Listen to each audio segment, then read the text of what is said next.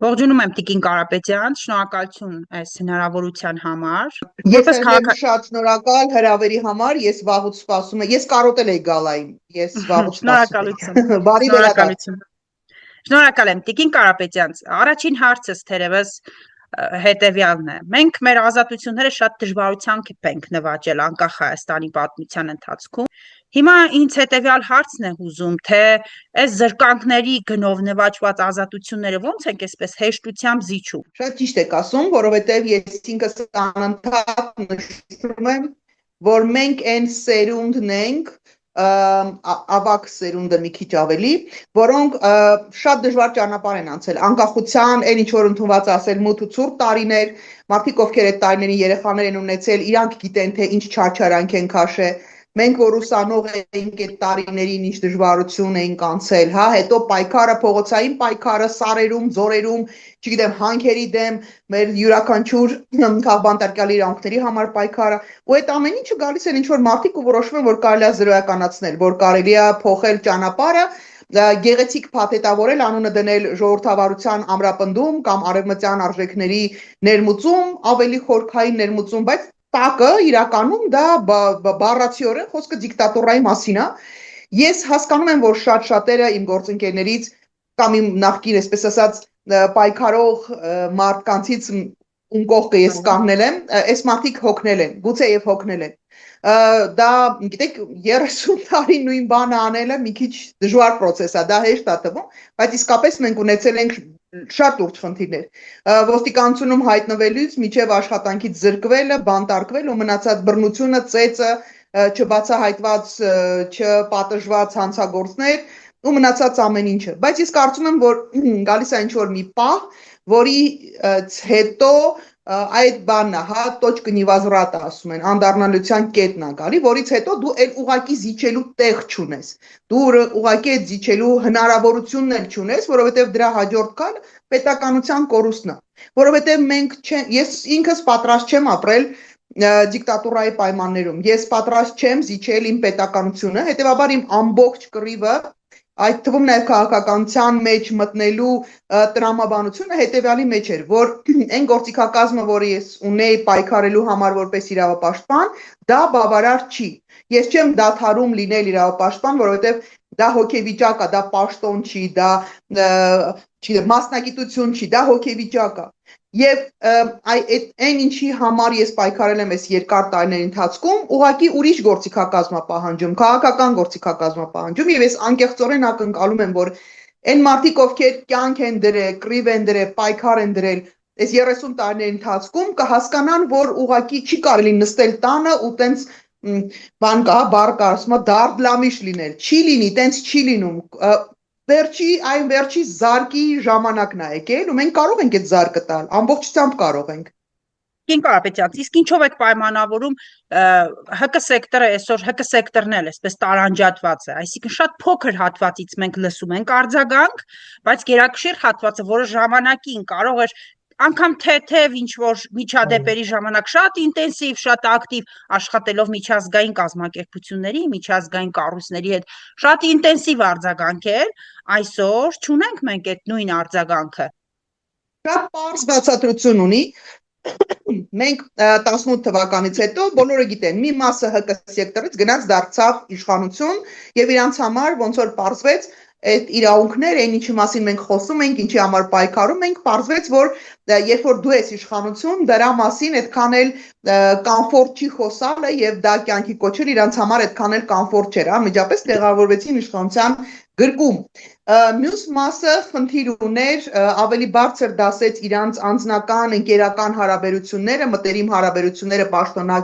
պաշտոնավորների հետ, քան պետական շահը, որովհետև ասում էին, բա ոնց անենք, բա քննադատենք, այնտեղ այսինչ պաշտոնին մեր ընկերն է։ Ու ես անդադ այդ նույն հարցն էի տալի, եթե նժարի վրա դրված է պետությունը, պետականությունը, ինստիտուտների կայացումը եւ ձեր անձնական հարաբերությունները ու դուք նախընտրում եք անձնական հարաբերությունները, ես չգիտեմ դուք ինչքանով եք հասկանում, ինչի մեջ է քաղաքասարակության ֆունկցիան առհասարակ։ Եվ մի մասի հետ, ասեմ, ծրագրերը ՀԿ սեկտորը երբ որ ստանում է գումարներ, ցանկալի է, որպիսի քո պրոյեկտը համատեղ լինի իշխանության տարբեր թևերի հետ այն ոլորտներում, որտեղ դու աշխատում ես։ Եվ դրա մասին գիտեն ոչ միայն ՀԿ սեկտորում մնացած մարդիկ, դրա մասին գիտեն եւ դոնորները, դրա մասին գիտեն եւ նրանք, ովքեր արդեն իշխանության մեջ էին։ Եվ իրենք շատ հստակ դիրքորոշումներ էին հայտնում, որ ես լիշտո ձեզ խելոք չպահեցիք, իմացեք, որ մենք ձեր պրոյեկտները կարանք տապալենք ուղղակի ձեզ հետ չհամագործակցելով եւ դրա մասին ես շնորհակալ եմ շատ ՀԿ սեկտորից այն մարդկանց, ովքեր որ խիզախություն ունեցան, բարձրաձայնել եւ հանրային գրառումներ արեցին դրա կապակցությամբ։ Մի մասը ուղղակի վախ ունի, որովհետև այդ հարցակումներին ամեն մարդ չի կարող դիմանալ, ցանկացած քո գրառում քննադատություն իշխանությունների անմիջապես այդ բոտերով, իրանց պրոպագանդիստներով մնացածով, այնպեսի հարցակում է տեղի ունենում, որ մարդիկ վախենում են, ասում են դե ընտանիք ունենք, երեխեք ունենք, չգիտեմ, ես ունենք, բայց դա էլ ես չեմ գտնում, որ արդարացում է, որովհետև շատ ներողություն, դա ձեր գիտակցված ընտրությունն է լինել հանրային գործիչներ։ Եվ հանրային գործիչը դա միայն ծափահարություններ, գրանտներ կամ չգիտեմ ինչ չի, հա, ձեզ սրտիկներ ձեզ ուղարկելը չի։ Դրա հակառակ կողմը նաև ձեզ հետ անհամաձայն լինող մարդկանց անհամաձայնությունն է, նաև բոտերի հարցակումը, մի խոսքով։ Ու կա մի հատ թև, որը որ դարձավ դասական, դասագրքային իշխանության պրոպագանդիստ։ Այսա ամենախայտառակ վիճակն է, որը մենք ունենք։ Այսինքն քաղաքասարակության այդ կուր միավորը, որ իսկապես կարողանում էր աղետներ կանգնեցնել, իսկապես կարողանում էր մարդկանց ճակատագրերի վրա ազդեցություն ունենալ, այսինքն թույլ չտալ, որ մարդուն խոշտանգեն, բանտարկեն, անհիմն ինչ-որ պրոցեսներ են, հա դե բարձա բանտարկում են, բայց ինչ-որ ժամանակ հետո ստիպված էին լինում իշխանությունները, անգամ իշխանություն չէ, ես իրանց անվանում եմ հանցավոր ռեժիմներ, անգամ հանցավոր ռեժիմ հանդիսացող իշխանությունները ստիպված էին լինում այդ կուր հաս քաղաքասարակության արձագանքել մարդկանց ազատել, հա, կամ քրեական գործերը փակել։ Այն ինչ որ տեղի ունենում հիմա, դա խայտառակություն է, դա ազգային խայտառակություն է եւ ազգային կործանման ճանապարհն է, որովհետեւ լրությամբ քարտ բլանշ է տրվում նաեւ, ճիշտ է, այսինքն լրությունը տալիս է ել ավելի հնարավորություն, այսինքն մեկը եղավ երկրորդը, երրորդը, չորրորդը եւ այսպես շարունակ։ Միանշանակ լռում են թե ներսում քաղաքասարակության այն ակտիվ մասը, մի մասը ոչ թե լռում է, այլ ուղիղ իշխանության պրոպագանդան է տանում, Причем նենց մանիպուլյացիաներ են անում, որ ապշում ես, էլի մտածում ես, ես այս մարդուն 1000 տարի ինձ թվում էր գիտեի, մենք թվում էր թե մի խրամատում կռիվ ենք տվել երկար տանը, բայց պարզվում է, որ չի, այս մարդը ուղղակի մանիպուլյատոր է եւ ուղղակի գործիք է իշխանության ձեռքում։ Մի մասն էլ նորից նստած լռում է, որտեղ վախենում է ինչ որ բան, հա, ասում է գործից փողից կտրվելուց վախենում են կամ ծեծուտելուց են վախենում։ Հիմա այն ժամանակներն է, երբ որ պիտի ոչ մի բանից չվախենաս, որովհետեւ սա չասեմ վերջի կռիվն է, բայց իսկապես ճշգրիտ ժամանակն է այդ կռիվը տալու, հա։ Վերջի ճակատամարտը մեր սերնդի համար, հաջորդ սերունդները դեռ ունենալու են ժամանակ։ Իրանք իհարկե կպայքարեն, իհարկե Հայաստանը կլինի, իհարկե Հայաստանը ժողովրդավար կլինի, իհարկե Հայաստանը կզարգանա։ Բայց դրա հիմքերը պիտի դնենք մենք, որովհետև ես իսկապես ափսոսում եմ այն ամբողջ, ես չեմ ափսոսում իմ կռիվն ու պայքարը, ես ափսոսում եմ, որ դա չբերեց ցանկալի արդյունքի, չբերեց այն հիմքերի, որի վրա հենվելով հաջորդ սերունդը կարա ավելի լավ Հայաստան կառուցի, ու մեր սերունդի համար դա այն վերջի բոյն է, էլի մենք պիտի միջև վերջ պայքարենք, որպեսզի Հայաստան իսկապես լինի ժողովրդավար երկիր։ Ինչ է տեղ ունենում այսօր, օրինակ Լիդիայի հետ, սահմանափակված է Լիդիայի տեսակցությունները, նրա կալանքը երկարաձգվեց կրկին 3 ամսով։ Ինչի մասին է սա խոսում։ Սա խոսում է իշխանությունների վախերի մասին։ Ոչ մի ուժեղ մարդ, ոչ մի ուժեղ թիմ, ոչ մի ուժեղ ղեկավար երբեք ագրեսիվ եւ ճնշող չի լինում։ Ճնշող է լինում նրանք, ովքեր վախեր ունեն։ Ոչ մի լավ բան չի հուշում այս բռնաճնշումները։ Իհարկե սա որպես զսպանակ որոշակի տեղ ունի։ Դու կարող ես, իհարկե կարող ես, ամբողջ գործիքակազմը քո ձեռն է։ Բանից, հա, Սերժ Սարգսյանի կոստյումը շատ լավ տեղավորվել է Նիկոլ Փաշինյանի վրա ու ինքը ամբողջությամբ օգտագործում է այդ գործիքակազմը։ Կներեք, բայց Հ1-ից միջև գլխավոր դատախազ հակակոռուպցիոն մարմիններից միջև դա ՀԿ-ում մնացած բոլոր վայրերում մի մարդու ձեռքում է այդ լծակը։ Պարզ է, որ ինքը կարա դա օգտագործի եւ երբ որ դու նաեւ բարոյական նորմերից զուրկ ես, բարոյական կանոններից դուրս ես, դու չունես կարմիր գծեր, դու չունես ոչ մի արժե համակարգ չես կրում, իհարկե դու գնալու ես այդ ճնշումների ճանապարհով, բայց այդ ճնշումը միշտ ունի հակառակ էֆեկտը, դու կարող ես դա ձգել միջև որոշակի զսպանակը սեղմել միջև որոշակի տեղ, դրանից հետո իհարկե դու ստանալու ես հակառակ էֆեկտը, ես կարծում եմ, որ մենք ստանալու ենք, կարողանալու ենք ստանալ մեր հասարակության պատասխանը այն ամեն ինչին, ինչը ստիպված եղանք վերապրել, հատկապես պատերազմից հետո, այդ նվաստացումը, այդ կորուստները, այդ ցավը, այդ անպատասխանատու, անտարբեր եւ գիտեք խուլիգանական պահվածքը, հակապետական պահվածքը, հակասահմանադրական պահվածքը, հակաիրավական պահվածքը, որը մենք ստացանք այս իշխանությունների կողմից, ես կարծում եմ, որ մենք կարողանալու ենք մոբիլիզացնել եւ համարժեք պատասխան տալ գոնե ընտրությունների ժամանակ։ Բայց չեմ բացառում նաեւ այս տեմպերով, եթե շարունակվեց, ես բոլորովին չեմ բացառում, որ հասարակությունը կարող է միջև ընտրություններն չդիմանա, ուղղակի ինչ որ պահի դուրս գան փողոց։ Չէ, Էջմիածնում ամեն դեպքում մենք այլ պատկեր ունեցանք։ Թե Էջմիածինը Դե չէ, ես բայց Էջմիածնով համաձայն չեմ, գիտեք ինչի, որովհետև շատ բարձ հաշվար կա։ Էջմիածինը ուներ 70,000 քվեարկելու իրավունք ունեցող մարդ։ Կլորացնում եմ թվերը մի քիչ։ Ընտրություններին մասնակցել է 35,000-ը, ասելա թե 50%-ը ընդհանրապես չի գնացել ընտրությունների։ Ինչպես միշտ տեղի ունենում, այո, մերժելա թե նախկիններին, թե ներկաներին։ Դա այդ նույն 50%-ն է, որը տարբեր սոցիոլոգիական հարցումներով պատրաստ չեն իրենց ձայնը տալու ոչ ներկաներին, ոչ նախկիններին։ Այդ մասնակցած 50%-ից ինքը վերցրել է 48%, որը ընդհանուր թվի ընդամենը 20 քանի տոկոսն է։ Այսինքն Նիկոլ Փաշինյանը, ինչպես Երևանի քաղաքապետարանի ընտրությունների ժամանակ ինքը նենց չի որ մեծ թիվ է վերցրել, բոլոր ընտրողների ընդամենը շատ ավելի փոքր թիվն է բան արել։ Մեր ամբողջ խնդիրը բացատրել մեր հասարակությանը, խնդրել, եթե կուզեք, չգիտեմ, ստիպել, պարտադրել, որպեսզի ընտրություններին պարտադիր գնան մասնակցելու, հատկապես ովքեր համաձայն չեն այս իշխանությունների հետ, ովքեր պատրաստ են մերժել սրանց, դուք անպայման պիտի գնաք ընտրությունների, պարտադիր պիտի գնաք ընտրությունների, որովհետև ձեր չգնացած ձայները ավտոմատ վերագրվելու են մեծամասամբ իշխանություններին։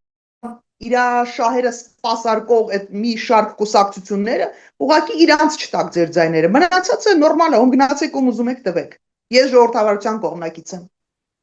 Ես այդքան չեմ մեղադրում մեր հասարակությանը, որտեղ մեր հասարակությանը հետևողականորեն տարել են վատ կրթության ճանապարհով, պայքարը ճնշելու ճանապարհով, որովհետև ես լսում եմ օրինակ նախորդ իշխանությունների տարբեր ներկայացուցիչների, սենց զարմացած կլորացած աչքերով ասում է, «Այս ժողովուրդը փողոց դուրս չի գալի, ընկեր ջան, այդ փողոցում երբ որ դուրս էր գալի ժողովուրդը, քո իշխանության ժամանակ բերդերում տանում փտցնում էիք այդ մարդկանց։ Դուք այդ մարդկանց քաղաքացի չեք դարձրել։ Դուք այդ մարդկանց Հայաստանի Հանրապետության արժեքը որպես պետություն, որպես համակարգերի կարևորությունը երկրի ղեկավարի նախագահ կնի թե վարչապետ կնի իր թագավոր չլինելու մասին գիտելիքը չես տվել, դու մեկը դու չես տվել, ումից ես բողոքում։ Հետևաբար ես հասարակությունից բան չունեմ։ Իհարկե, հասարակությանը մեր ժողովրդին ես չեմ մեղադրում, անկեղծորեն չեմ մեղադրում, որովհետև կներեք, ինչ տվել են, հենց ստացել են։ Հիմա ես օրինակ իմ մեղադրանքը ավելի շատ էլիտաներին է ուղղված։ Այն մարդկանց, ովքեր ի վիճակի են հասկանալու պահի լրջությունը, այն մարդկանց, ովքեր կարողություններ եւ գիտելիք ունեն այս process-ին մասնակցելու եւ փոփոխությունների գնալու, այն պրետենզիան իրանց է։ Բայց այս դժողքից դուրս գալու համար մենք մի հատ քայլ ունենք անելու եւ համակարգը փոխելու։ Պարտադիր համակարգը պիտի փոխվի։ Համակարգը այլևս պիտի չլինի գործիք, որի պայմաններում մի հոգին ամբողջ ժողովրդի ճակատագիր ու ամբողջ պետության ճակատագիրը մի հոգին կարա լուծի։ Չի կարա տենց բան լինի ուղղակի։ Բայց գիտեք շատ մարդիկ ցավոք սրտի կան, մենք ունենք շատ լավ որակյալ մարդիկ ունենք այդ էլիտաները եւ ես կարծում եմ, որ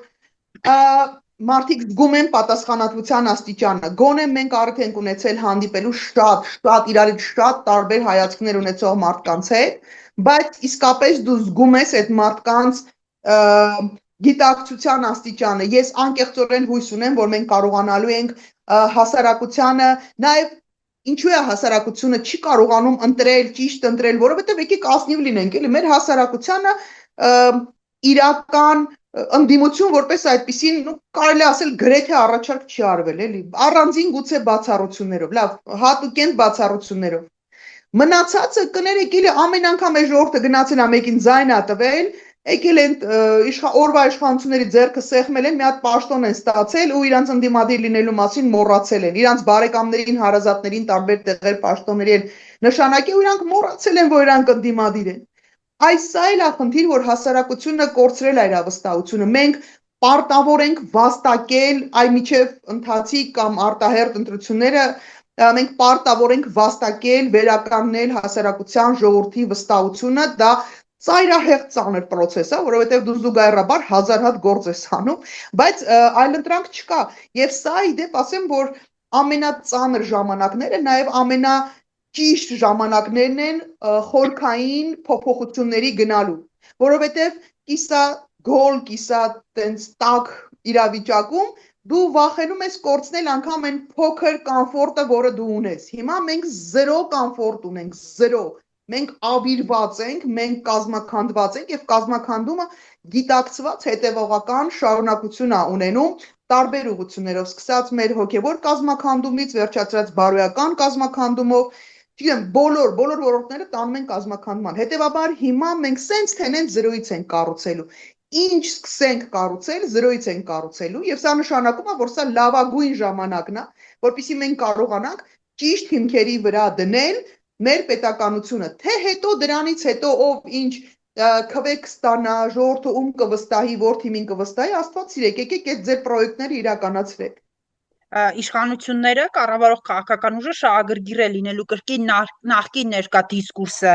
բերել մեջտեղ եւ դա է անում եւ դրան են գնում այս անգամ այս առաջիկա process-ների ընթացքում ձեր կարծիքով այդ մարտավարությունը կաշխատի թե չէ սևեր սպիտակներ ապոկալիպսիս եւ կյանք դուք ընտրելու եք այս կամ այն այդպիսի տարբերակումներ այսինքն նախորդ ընտրություններին եղավ աշխատեց հիմա կրկին դա բերվելու է հրապարակ միանշանակ եւ կկարողանանք արդյոք այդ դիսկուրսով չխաղալ այլևս այս խաղը։ Մենք բազմաթիվ հանդիպումների հրավերներ ենք ստացել, անընդհատ ինչ հայտարարել ենք մեր քաղաքական գործունեության մասին եւ մի մասին այլևս դադարել ենք մասնակցելուց, որովհետեւ սա շատ սկզբունքային հարց է։ Եթե հսկայական թվով մարդիկ, լավ, մեծ թվով մարդիկ հավաքվում են, որպեսզի արձագանքեն Նիկոլ Փաշինյանի հերթական մեսիջին, կներեք, մենք դրա ժամանակը չունենք։ Կամ ընդդիմությունը իրա նարատիվներն է տարածում, իրա խաղի կանոններն է դնում, իրա խնդիրներն է բարձրացնում, իրա դիսկուրսի թեմաներն է բարձրացնում, կամ մենք պարտված ենք այդ դաշտում։ Նիկոլ Փաշինյանը իրա դաշտում ինքը անգերազանցելի է, այդ մակարդակի մանիպուլատոր տիեզերական մասշտաբի չկա աշխարհում։ Ես բանով եմ վերաբերում, որտեղ ինձ թվում է աշխարհում այս տեսակ մանիպուլատոր երկրորդը ուղղակի չկա։ Հետևաբար մենք պիտի մեր օրակարգերը ունենանք։ Մենք պիտի մեր խնդիրները դնենք եւ Նիկոլ Փաշինյանը պիտի սկսի մտածել ոնց է դրա տակից դուրս գալու։ Ընդդիմության հետ մենք չենք պատրաստվում ինչան Քոչարյանի հետ ոնց ասեմ ինքը արդեն մերժված է, ոնց ասեմ, ոնց բացատրեմ, որ ճիշտ լինի։ Հասարակությունը իրանց մերժել է։ Այս հասարակությունը մեռավ իրանց մերժելով։ Հիմա մեր հակառակ կողմը ստացվել է, որ Նիկոլ Փաշինյանն է։ Եվ Նիկոլ Փաշինյանին մերժելը մի հատ տարբերակ կա։ Դու պիտի գնաս քո որոշած ճանապարհներով, քո որոշած դիսկուրսով եւ քո խնդիրները բարձրացնելով։ Դենց որ թող ինքը մտածի, մենք մտածելու բան չի։ Մենք արդեն կորցրել ենք ինչ կարող ենք կորցնել։ Էլ բան չունենք կորցնելու այլևս։ Միայն պետականությունն է մեր մնացել, այն էլ շատ ֆորմալ, տենց շատ թույլ ու փխրուն։ Այսինքն մեր կռիվը լինելու է շատ ավելի լուրջ, քան ինքը պատկերացնում է։ Մենք էլ շատ լավ հասկանում ենք իրականում, որ իր կռիվն էլ իր անձնական գոյութենական կռիվն է, անձնական, ոչ թե պետության համար, այլ իր ու իր թիմի լինել չլինելն է, պարզ է, որ ինքն էլ ատամները սրած բոլորի հետևից գնալու է, բայց կներեք նժարին պետությունն է, նժարին մեր զավակն, մեր կռիվն ու պատերազմն է, հա, մեր կյանքը, որ դրել ենք այդ նժարին, որպեսզի ինչ-որ բարիք ստեղծենք, մեր երեխաների ապագան է, մենք սենց հեշտ հանձնելու ենք ու գնանք, չէ իհարկե, շատ մարդիկ պատրաստ չեն դա անելու եւ դա շատ ոգեշնչող է, երբ որ քո պատկերացմամբ, քո տեսակետից շատ տարբերվող մարդիկ գալիս են ու օգնություն են առաջարկում, աջակցություն են առաջարկում, դա շատ անսպասելի է իրականում, բայց շատ նաև ոգևորում է, որովհետև դու հասկանում ես, որ գուցե ոչ այդքան արագ ինչքան դրա կարիքն ու անհրաժեշտություն ունենք, բայց մարդիկ սկսում են հասկանալ, որտեղ է այն ուժը, որտեղ կարելի է սեփական երազանքները պետություն ունենալու հետ կապված դնել, աշխատել ու ինչ որ պարադուկտի հասնել, ինչ որ նպատակի հասնել։